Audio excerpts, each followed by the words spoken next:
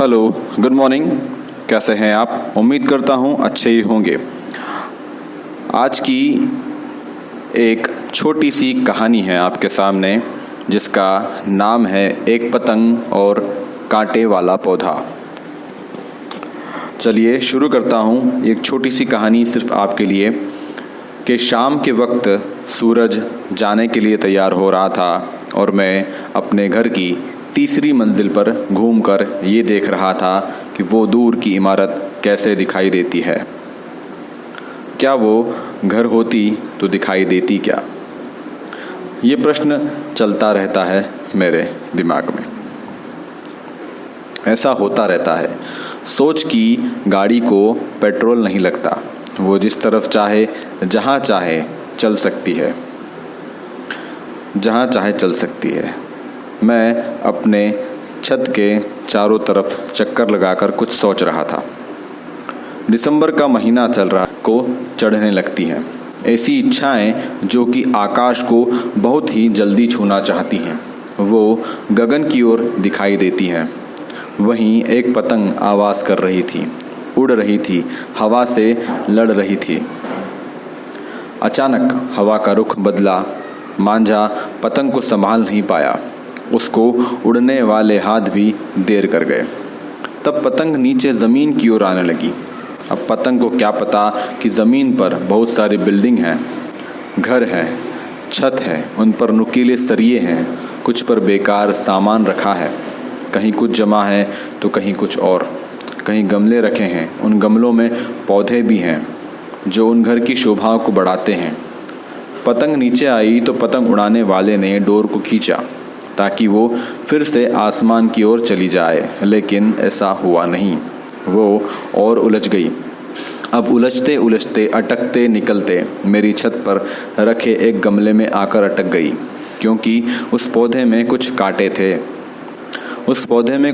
थे। वो पौधा कांटा कोरंटी का था, जिसमें फूल बड़े अच्छे आते थे, लेकिन कांटे भी थे। ये पुराना रिश्ता है फूलों और कांटों का।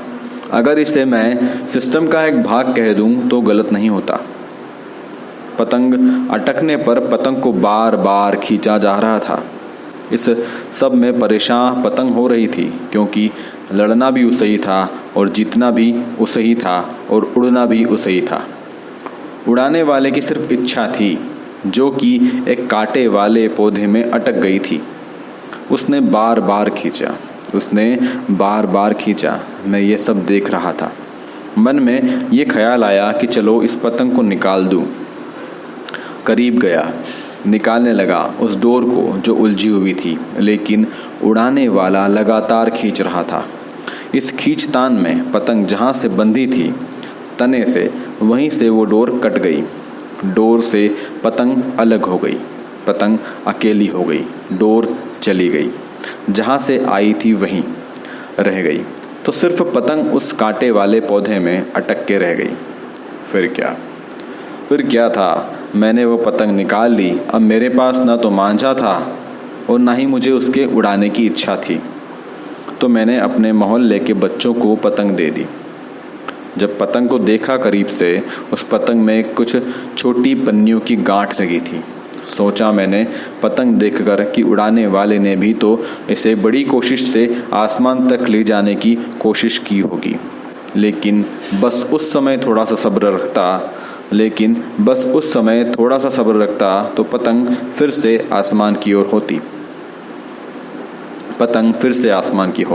वो कहते हैं ना कि कभी कभी समय को भी समय दे देना चाहिए, समय को भी समय दे देना चाहिए, क्योंकि उसको भी समय की ज़रूरत होती है।